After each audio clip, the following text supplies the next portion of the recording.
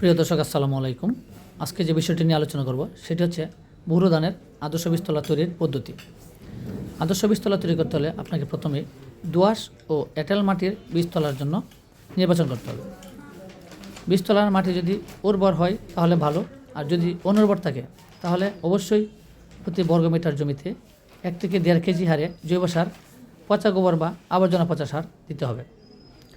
এরপর জমিতে 5 থেকে 6 সেন্টিমিটার পানি দিয়ে 2-3টি চাষ ও মই দিয়ে 7 থেকে 10 দিন রেখে দিতে হবে এবং পানি ভালোভাবে আটকে রাখতে হবে যেন আগাছা, খড় ইত্যাদি পচে আবার ও চাষ দিয়ে কাদা তৈরি করে বীজ তোলার জন্য সুন্দর করে জমি তৈরি করতে হবে।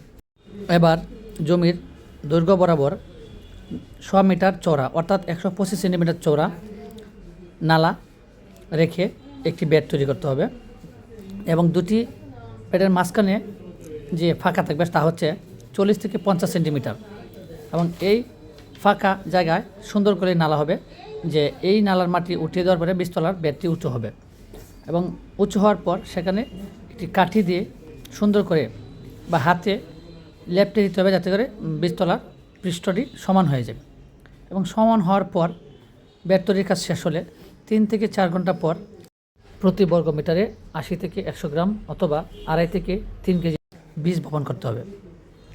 তাহলে বীজতলার যে মাটি একটু শক্ত হবে এবং বীজগুলি যখন আপনি হাত দিয়ে ছিটিয়ে ফেলবেন তখন কিন্তু নিচের দিকে চলে যাবে না, কাদার উপরে থাকবে।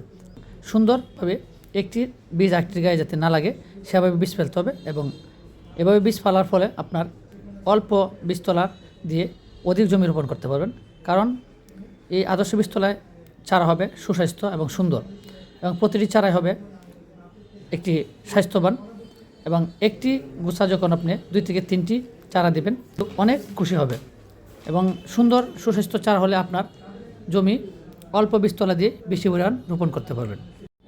আর এই বীজতলার জমি যখন আপনি নালা রাখবেন সেই নালা দিয়ে আপনি আন্তঃপরিচর্যা করতে পারবেন, সেচ প্রদান করতে পারবেন, রোগ ও পোকামাকড় নিয়ন্ত্রণ করার জন্য অথবা দমন করার জন্য আপনি বালানাশক প্রয়োগ করতে পারবেন এবং এই নালা দিয়ে আপনি যখন হেঁটে হেঁটে এভাবে বীজ ফালবেন, ফালানোর পরে একটির বীজ আরেকটির গায়ে পড়বে না এবং বীজ লেপটে যাবে না এবং সমানুপাতে পড়ার কারণে চারা হবে অনেক সুন্দর এবং সুস্বাস্থ্য।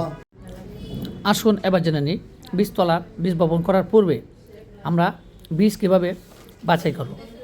বপনের জন্য পুষ্ট এবং সুষ্ঠু বীজ নিতে হবে, কারণ ভালো বীজে ভালো চারা। এজন্যই 10 লিটার পরিষ্কার পানিতে 375 গ্রাম ইউরিয়া সার ভালোভাবে নাড়াচা করে মিশিয়ে নিতে হবে।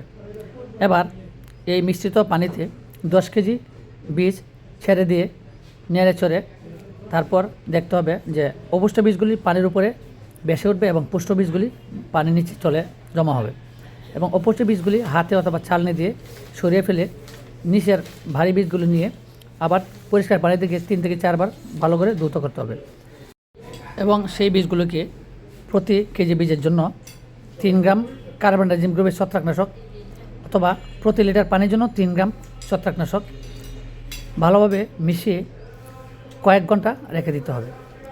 এরপর বীজ পরিষ্কার পানি দিয়ে ধুয়ে জড়িয়ে নিতে হবে। এভাবে শোধনকৃত বীজ বাঁশের টুকরি বা চটের বস্তায় ভরে খড় বা বস্তা দিয়ে ভালো করে চাপা দিয়ে রাখতে হবে।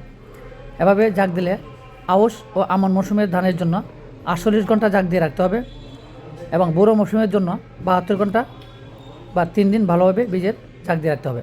এরপর অঙ্কুরিত হওয়ার পর বীজ সুন্দর করে বীজতলায় বপন করতে হবে।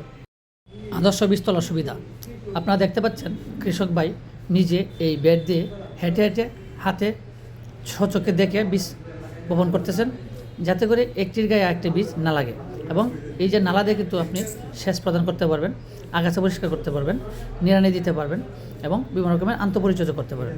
পাশাপাশি যখন ঘন কুয়াশা এবং শৈত্য প্রবাহ বইবে তখন আপনি এখানে সন্ধ্যায় সেচ দিয়ে রাখতে পারবেন এবং সকালে সেই সেচ বের করে দিতে পারবেন। সবাইকে ধন্যবাদ। আসসালামু আলাইকুম।